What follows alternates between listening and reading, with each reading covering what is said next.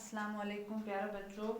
कल हमने किसके बारे में पढ़ा था? ओलंपिक खेल के बारे में। इसमें हमने एक पैरा पढ़ा, आज हम इसका दूसरा पैरा पढ़ेंगे। यूनानी ओलंपिक खेलों का ये सिलसिला 394 तक जारी रहा, फिर ये मुकाबले बंद हो गए और ओलंपिया के मैदान में सन्नाटा छा गया। खेलों का ये सिलसिला 1500 साल तक बंद रहा। 19वीं सदी के आखिर में फ्रांसीसी नौजवान कोबेतेन ने ओलंपिक खेलों को फिर से शुरू करने की तारीख शुरू की। कहते हैं बच्चों, यूनानी ओलंपिक खेलों को ये सिलसिला कब तक जारी रहा? 394 तक। फिर ये मुकाबला क्या हुआ? बंद हो गया और ओलंपिया के मैदान में भी क्या हो गया? सन्नाटा छा गया। क्या छा गया? सन्नाटा छा गया। खेलों का ये सिलसिला लगातार कितने साल ये बंद रहा? 1500 साल तक बंद रहा।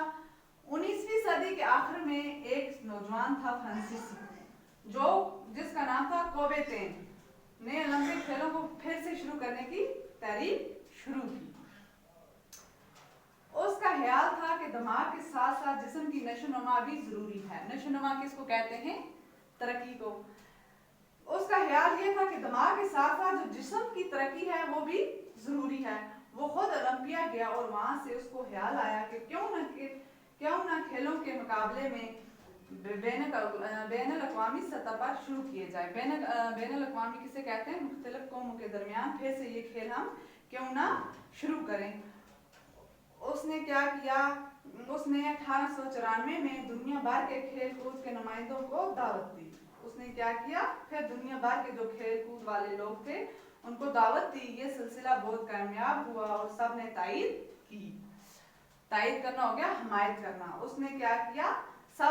ये जलसा जब उसने किया वो बहुत कामयाब हुआ और सबों ने उसकी तायद की कि खेलों को फिर से शुरू किया जाए। चनाचा सबसे पहले यूनान के शहर एथेंस का इंतखाब हुआ और 2 अप्रैल 1896 को फिर से ओलंपिक खेल शुरू हो गए। ओलंपिक खेलों की तारीख में कोबेतेन का नाम हमेशा जिंदा रहेगा। 1996 में ओलंपिक खेल दोबारा शुरू हो गए और ये सब किसका? कोबेतेन का नाम इसमें जिंदा रहा।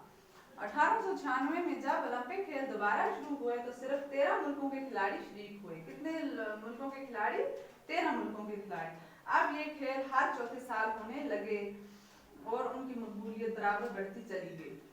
1904 के खेलों तक ओलंपिक खेल दुनिया भर में मशहूर हो गए, यहाँ तक कि 1912 में जब स्वीडन के दारुल खिलाफा किसको बोलते हैं?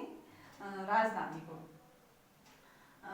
स्टॉकहोम में ओलंपिक खेल हुए। में तमाम बराज़मों के लगभग 2500 खिलाड़ियों ने हिस्सा लिया। इनमें 57 औरतें भी शामिल थी। बराज़म किसे कहते हैं?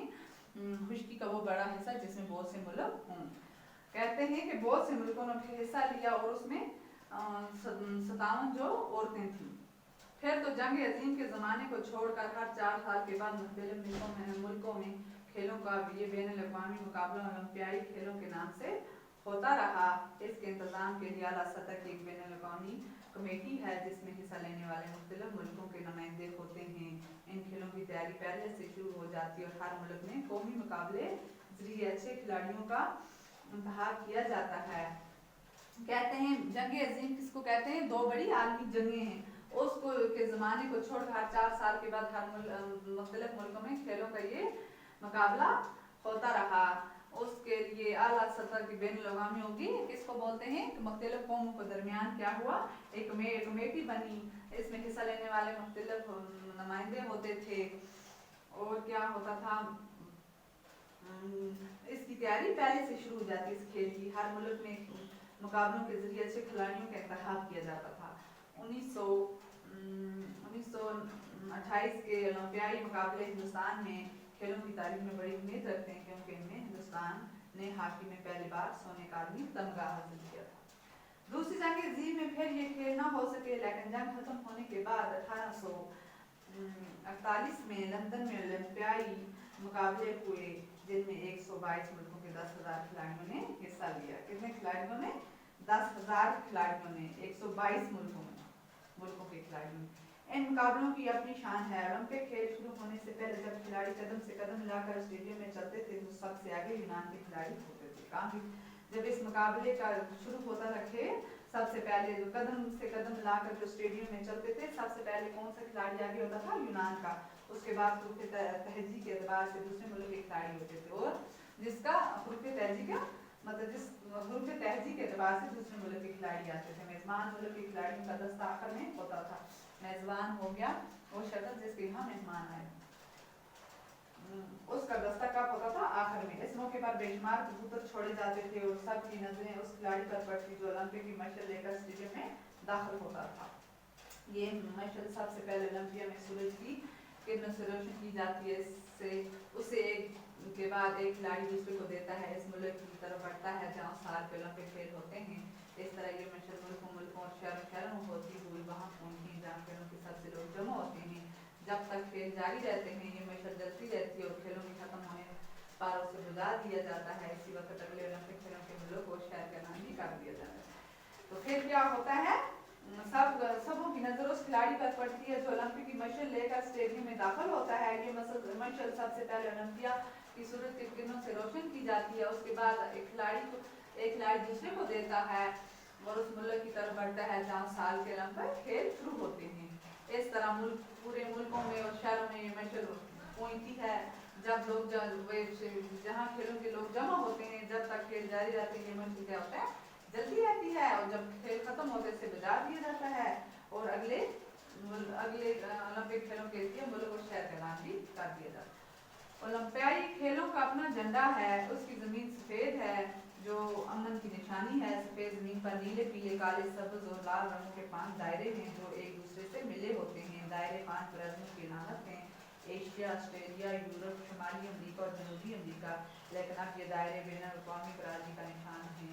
इन 5 रंगों में हर कौमी झंडे का कोई न कोई रंग शामिल है। इनको दायरे तमाम मुल्कों के मेल जोल को जाहिर करते हैं। कहते हैं कि ओलंपियाई खेलों का जो झंडा है वो उनका अपना है, उसकी जमीन कैसी है? सफेद है, जो अमन की निशानी होती है। सफेद जमीन पर नीले, पीले, काले और सब्ज लाल रंगों के 5 दायरे हैं जो एक दूसरे से मिले होते हैं। दायरे 5 ब्राज़ील की अलामत है, जैसे एशिया के, ऑस्ट्रेलिया, यूरोप, शुमाली अमरीका और जनूबी अमरीका के। ओलंपिक का मोटो लातीनी जबान में है। मोटो किसको बोलते हैं? मकसद। इसका मकसद क्या है? मोटो का लातीनी जबान में है, जिसके माने हैं और तेज, और ऊंचा, और मजबूत। जिसका मतलब क्या है? और तेज, और ऊंचा, और मजबूत, जो खिलाड़ी को तमाम तर और के साथ मुकाबला करने के लिए आमादा करता है। खेलों की अहम बात महज जीतना नहीं बल्कि इनमें हिस्सा लेना है। कहा जाता है कि खेल को खेल के जज्बे के साथ खेलना चाहिए। खेलों में कभी कभी ऐसा भी होता है कि हारने वाला अगर से मुकाबले में हार जाता है लेकिन लोगों का दिल जीतने में कामयाब। कहते हैं कि खेलों की एक बात नहीं है कि जीतना नहीं है बल्कि इसमें हिस्सा लेना है। कहा जाता है कि खेल को खेल के साथ जज्बे के साथ खेलना चाहिए। खेलों में कभी कभी ऐसा भी होता है हारने वाला अगर से मुकाबले में हार जाता है लेकिन लोगों का दिल जीतने में कामयाब हो जाता है। ये था आज का हमारा